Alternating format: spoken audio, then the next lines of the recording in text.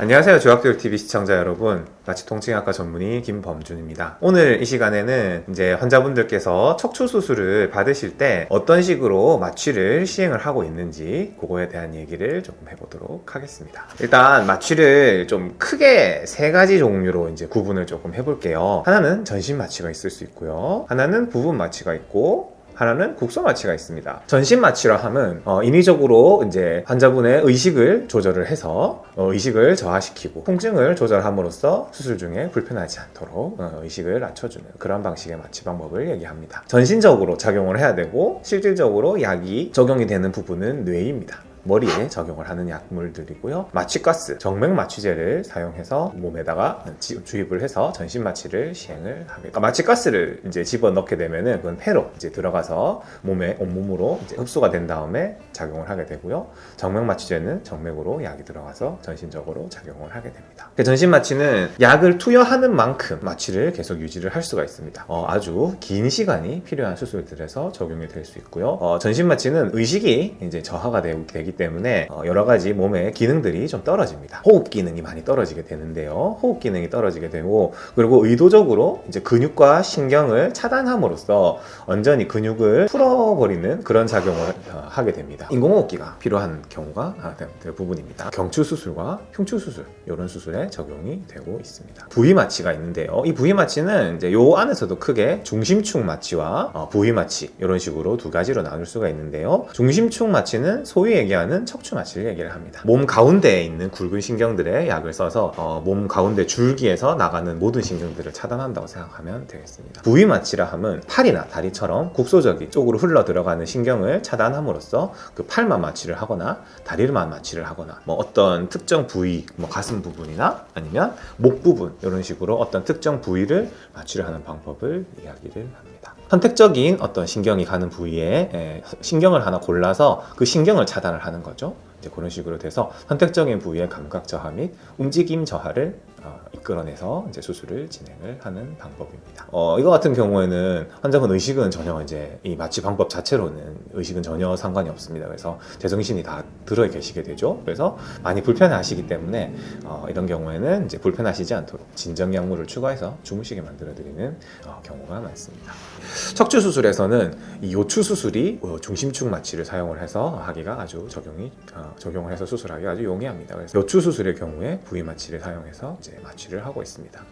그리고 국소 마취가 있는데요. 이 국소 마취는 딱 정말 필요한 그 조그마한 부분에 직접적으로 국소 마취 약제를 주입을 함으로써 딱 그 부분만 마취를 하는 방법입니다. 딱 바늘이 들어가는 그쪽 부분만 이제 마취를 하게 되는 척추 성형술이나 신경 성형술, 이런 부분이 국소 마취를 사용을 해서 마취를 하고 있는 시술입니다. 오늘 이 시간에는 전체를 다 다루기보다는 먼저 부위 마취에 대한 얘기를 좀 더 자세하게 해보도록 하겠습니다. 부위 마취, 그 중에서도 오늘은 척추 수술에 사용되는 중심축 마취에 대한 얘기를 해보도록 하겠습니다. 이 중심축 마취라 함은 일단 처음에 우리 몸의 신경계는 머리에서부터 시작을 해서 그 머리에서부터 이제 제일 굵은 신경인 척수가 내려오게 됩니다. 그 척수에서 이제 각 기관들로, 각 장기들로 팔다리나 이런 각 기관들로 이제 신경들이 가지를 쳐서 쭉쭉쭉 나가게 되는데, 쭉쭉 가지를 치기 전에 이 중심축에다가 약을 집어넣습니다. 그렇게 되면은 이 밖으로 빠져나가는 모든 신경 가지들에도 적용이 되면서 감각과 운동을 떨어뜨릴 수가 있습니다. 이 중심축에 약물을 집어넣어서 시행하는 방법입니다. 우리가 감각을 느낀다든지 운동을 한다든지 이런 부분들은 머리에서 명령을 내리고 이제 머리로 올라가서 그거를 느끼는, 움직이거나 뭔가를 받아들일 때 작용이 되는데, 그 머리로 가는 가장 큰 고속도로를 가로막는다고 생각하시면 되겠습니다. 중심축 마취를 하게 되면은 어느 한 선을 기준으로 그 아래쪽 전체가 마취가 된다고 생각하면 되겠습니다. 여기서부터 예를 들어서 감각이 느껴진다고 하면은 가운데 있는 척수로 돌아간 다음에 그게 머리로 가서 이 머리가 감각을 느끼게 되는데, 그 감각이 느끼게 되는 경로를 막는 거죠. 그 어떤 선 이하의 모든 감각은 다 감각이 떨어지게 되고요. 그리고 움직임도 마찬가지입니다. 머리에서 움직이라고 이제 신경을 타고 이제 명령을 하게 되는데, 그 명령을 하는 길을 끊어버리는 거예요. 가운데에서 전달이 되지 않기 때문에 움직임도 제한을 할 수가 있습니다. 중심축 마취는 쉽게 얘기하면 그런 개념으로 생각을 하시면 되겠습니다. 하지에 이제 수술을 하는 경우,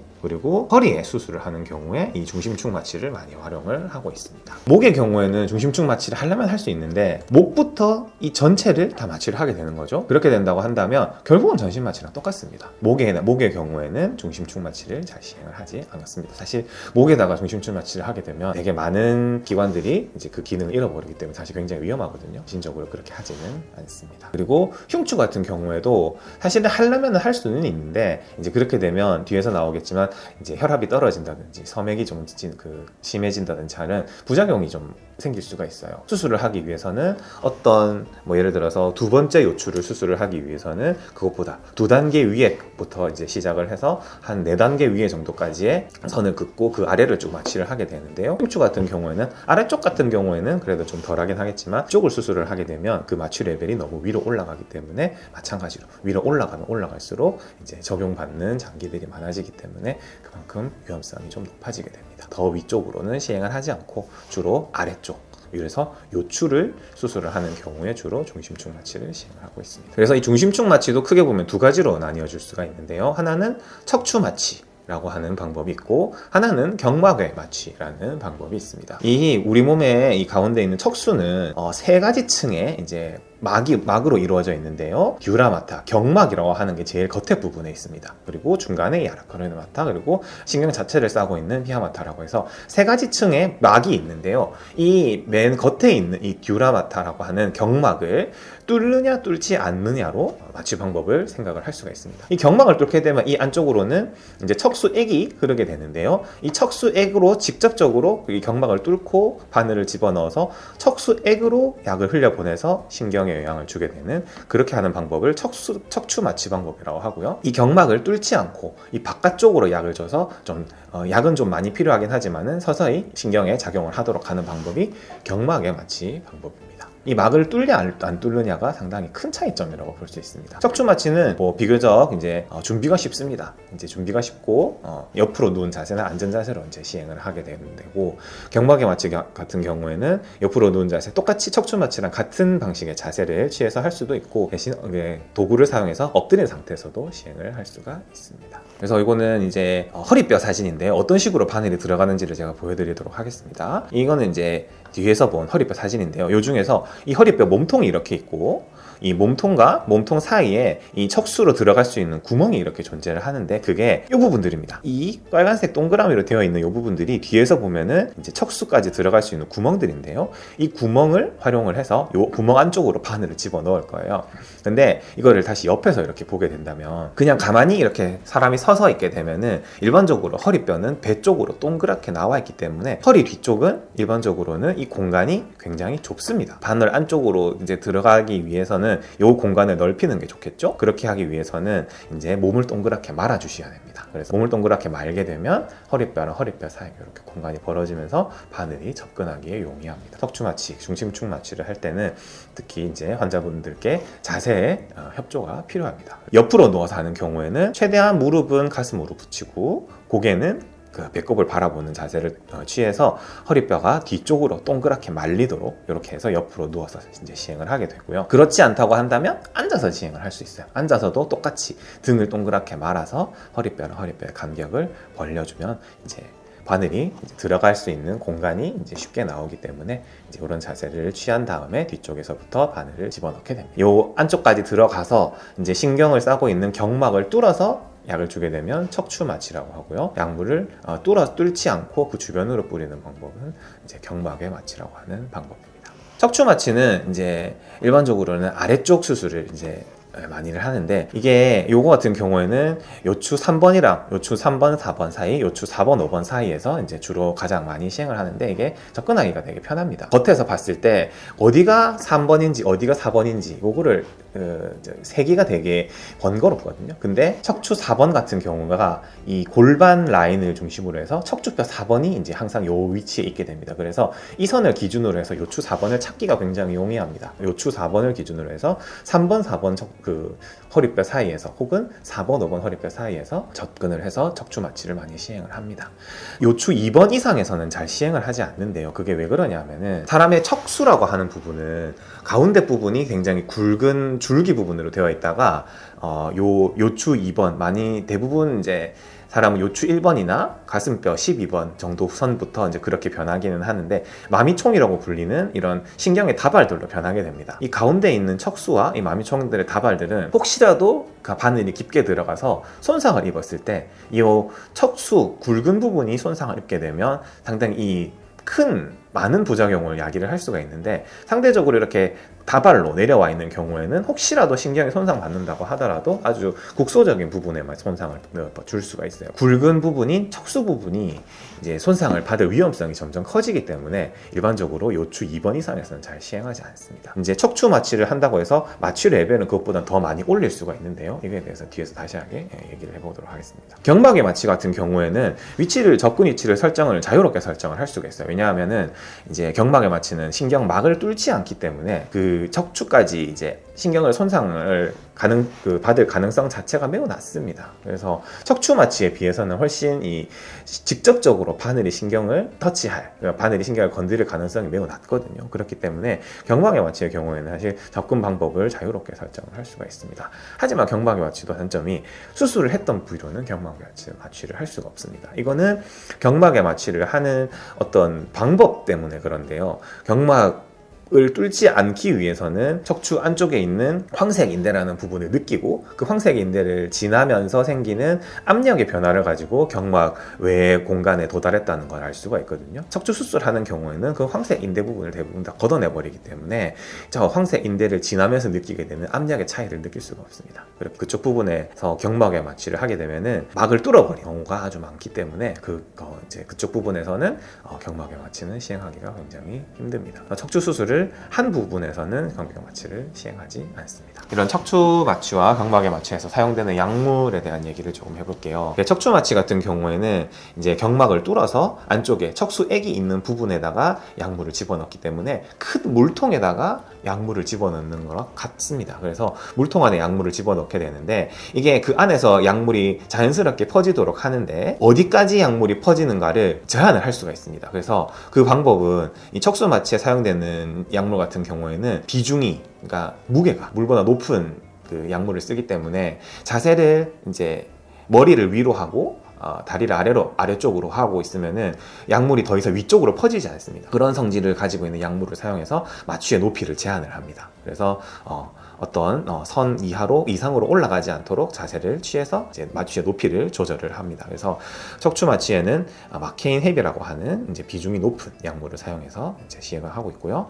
요 같은 경우에는 작용 시간이 3시간에서 4시간 정도 동안 이제 마취가 작용이 됩니다. 그래서 그동안에는 이제 감각이 떨어져서 이제 수술을 진행을 하게 됩니다. 경막의 마취 같은 경우에는 물통 안에 약물을 넣는 개념이 아니고 어떤 국소적인 제한된 이런 공간 안에다가 약물을 집어넣는 거기 때문에 주사의 위치와 투약되는 약의 부피에 의해서 마취의 높이가 조절이 됩니다. 일반적으로는 주사를 찌르는 부분에서부터 시작해서 1cc에서 2cc 정도가 되면은 한 레벨이 올라가게 되는데 이제 그거를 이용해서 마취의 높이를 조절을 하게 됩니다. 경막의 마취 같은 경우에는 이제 비중이랑 상관없이 여러 가지 약물을 사용을 할 수가 있는데요. 자기가 이제 수술에 필요한 만큼 짧은 수술은 이제 짧게 가는 약물을 쓰고 길게 가는 수술은 길게 가는 약물을 사용을 하게 되는데 저희 병원에서 많이 쓰고 있는 약물은 로피바카인이라고 해서 작용 시간이 3시간에서 4시간 정도 작용되는 약물을 사용을 하고 있습니다. 그래서 이 정도 시간 안쪽으로 오래 걸리지 않는 수술 같은 경우에는 경막의 마취를 사용을 해서 수술을 진행을 할 수가 있게 되겠습니다. 연구에서 보면은 이제 교과서적으로 봤을 때는 로피바카인의 작용 시간은 3시간에서 4시간 정도라고 명시가 되어 있는데 사실 경험적으로 봤을 때 조금 더 오래 가는 경우도 많습니다. 그래서 한 6시간 정도까지도 가는 경우가 있고요. 척추 마취도 그렇고 경막의 마취도 그렇고 사용되는 약물에 뭔가를 더 섞음으로 인해서 이 작용 시간을 더 늘릴 수도 있습니다. 그거는 이제 상황에 따라서 그렇게 이제 마취 시간을 늘릴 수도 있게 되는 경우가 있습니다. 저는 사실 이제 두 가지 마취 방법 중에서 좀 더 허리 수술의 경우에는 경막의 마취 방법을 좀 더 이제 선호하고 사용을 하고 있는데요. 왜 그러냐면 사실 척추 수술 허리 수술 같은 경우에는 접근이 뒤에서부터 수술을 하기 때문에 엎드려서 수술을 진행을 하게 됩니다. 근데 척추 마취의 경우에는 엎드려서 하기에는 이제 조금 용이하지 않는 경우가 있습니다. 대신에 경막의 마취의 경우에는 이제 엎드린 상태에서 바로 이제 마취를 시행을 하기가 굉장히 쉽습니다. 그리고 여기서 보이는 이 시암이라고 하는 요 도구를 사용해서 보기가 굉장히 이제 편하기 때문에 쉽게 접근을 할 수 있기 때문에 저는 이제 요추 수술의 경우에는 경막의 마취를 많이 사용을 하고 있습니다. 이거는 이제 경막의 마취를 하는 이제 모식도처럼 제가 이제 꾸며 놓은 건데요. 이제 엎드린 상태에서 뒤쪽으로 이렇게 접근을 해서 시암이라는 도구를 통해서 뼈의 위치를 확인을 하고 뼈와 뼈 사이에 있는 공간을 위치를 눈으로 확인을 한 다음에 바늘을 접근을 시키고 그러고 이제 조영제를 사용해서 실제로 경막의 공간에 들어갔는지 확인까지도 이제 시암을 통해서 용이하게 할 수가 있습니다. 경막의 마취를 이제 요추 수술에 많이 사용을 하고 있습니다. 중심축 마취 합병증에 발생 가능한 합병증에 대한 얘기를 좀 해보도록 하겠습니다. 이 신경계 쪽으로의 합병증 발생 가능한 합병증으로는 하지마비, 마미증후군, 신경 손상이 이제 가장 심각한 합병증인데요. 사실 이런 합병증들은 발생 확률이 0.001% 수준으로서 굉장히 낮습니다. 사실은 거의 발생을 하지 않고요. 하지만 가능은 하다. 바늘이 신경을 이제 건드릴 수가 있기 때문에 바늘이 신경을 직접적으로 건드리게 되면서 손상을 주게 되면은 하지마비가 올 수도 있고, 이제 마미증후군이라고 해서 척추의 그 좁은 공간 안에 이제 심한 압력이 신경들에 가해지면서 이 마미총 전체가 이제 영향을 받는 그런 증후군인데요. 요거 같은 경우에도 만약에 발생을 하게 되면 소변을 잘 못 보거나 이제 변 조절이 잘 안 된다든지 하지마비가 온다든지 하는 그런 마미증후군 증세가 올 수가 있습니다. 근데 하여튼 이런 심각한 합병증은 사실 굉장히 확률이 낮다고 알고 계시면 되겠습니다. 하지만 이 경막천자 후 두통은 사실 굉장히 비교적 높은 이제 확률로 이제 발생을 하게 되는데요. 특히 이 경막을 뚫었을 때, 경막을 뚫어서 하는 경우가 이제 더 자주 이렇게 일어나게 됩니다. 마취 후 첫 3일 이내에 대부분 발생을 하며 대부분 2일 이내, 특히 마취를 하고 나서 며칠 안에 바로 이제 발생을 하게 되고요. 요게 만약에 두통이 발생을 하게 되면 구역, 구토, 어지러움증, 목 통증, 복시 등이 동반이 가능합니다. 근데 그것보다는 사실 굉장히 심한 두통이 옵니다. 환자분이 자세에 따라서 굉장히 증상이 왔다 갔다 많이 하게 되는데, 특히 머리를 들고 있게 되면은 이제 많은 그 심한 두통이 이제 발생을 할 수가 있습니다. 그래서 근데 머리가 아팠을 때 머리를 들지 않고 머리를 낮춘 상태로 누워 있게 되면 두통이 씻은 듯이 없어지는 경험을 하실 수 있어요. 그래서 혹시라도 두통이 생기시는 분들께는 머리를 낮춰서 누워 계시면은 증상이 이제 사라진다, 이렇게 안내를 드리고 있고, 일반적으로는 그러한 두통은 일주일 이내에 스스로 없어집니다. 그래서 만약에 병원에 입원을 해 계시는 경우라고 한다면 관찰을 하면서 이제 통증 조절을 하게 되겠습니다. 환자분께서 증상이 심하시고 너무 불편하다고 하시면은 자가혈액 패치라는 이제 시술을 시행을 하게 되는데, 이 자가혈액 패치 시술이 굉장히 효과가 좋습니다. 경막촌자 후 두통이 잘 발생하는 인자로서는 어린 나이, 여성, 임신이 있습니다. 산부인과 수술을 하고 나서 사실 되게 많이 발생을 합니다. 이 삼박자가 다 갖춰지기 때문에 어린 나이 여성이 임신을 해서 제왕절개 수술을 하게 되면은, 보통 제왕절개 수술을 할 때 척수 마취를 많이 사용을 하게 되는데요. 이런 경우가 사실 경막천자 후 두통이 굉장히 잘 발생하는 경우라고 할 수 있겠습니다. 그리고 심혈관계 부작용으로는 저혈압과 섬액이 발생을 할 수가 있는데, 이는 특히 이제 흉추 5번 이상으로 마취 레벨이 올라간 경우, 이런 경우에 저혈압이 발생을 하고 이제 섬액이 되게 심하게 발생을 할 수가 있어요. 이 이상으로는 웬만하면은 이 중심축 마취 레벨을 올리지 않으려고 다들 노력을 많이 합니다. 그리고 낮은 확률로 출혈이나 감염 위험성은 좀 있습니다. 이거는 바늘이 들어가니까 어쩔 수가 없는 부분이고, 두통이 동반하지 않는다고 하더라도 구역이나 구토는 잘 발생을 할 수가 있는데, 이는 저혈압과 관련된 경우가 많습니다. 그리고 소변 기능이 저하가 되게 되는데, 특히 이제 방광이 짜서 소변을 보게 하는 그런 능력 자체가 되게 많이 떨어지게 됩니다. 이는 이런 기능을 하는 신경이 천추 2번에서 3번, 여기서부터 이제 신경들이 나오게 되는데요. 이거 이상 마취 레벨이 올라가게 되면 소변 기능은 저하가, 마취가 유지되고 있는 동안에는 소변 기능이 저하가 일어난다고 할 수가 있습니다. 근데 이 천추는 되게 아래쪽이기 때문에 대부분의 중심축 마취를 하게 되면은 일부러 요거 이상은 반드시 이제 마취 레벨을 올려야 되는 경우가 많습니다. 그래서 사실 중심축 마취를 하게 되면은, 그래서 도뇨관을 삽입을 해서 하루 정도는 유지를 해야 하는 경우가 대부분이라고 할 수 있겠습니다. 안 하는 경우도 있습니다. 안 하는 경우도 있는데, 이제 저는 경험적으로 이 환자분들이 이것 때문에 되게 많이 힘들어하는 거를 보고, 그리고 도뇨관을 삽입을 안 했다가 넬라톤이라고 해서 중간에 이제 인위적으로 이제 소변을 빼주는 그런 시술도 많이 해본 경험이 있기 때문에, 저 같은 경우에는 일반적으로 이제 중심축 마취를 하게 되면 도뇨관을 삽입을 권장을 하고 있습니다. 오늘 이 중심축 마취, 이제 요추 수술을 할 때 이제 부위 마취 방법에 대해서 알아보는 시간을 가져보았습니다. 질문이 있으시면 댓글로 남겨주시면 제가 성실하게 답변을 달아드리도록 하겠습니다. 구독과 좋아요, 알림 설정 부탁드리겠습니다. 감사합니다.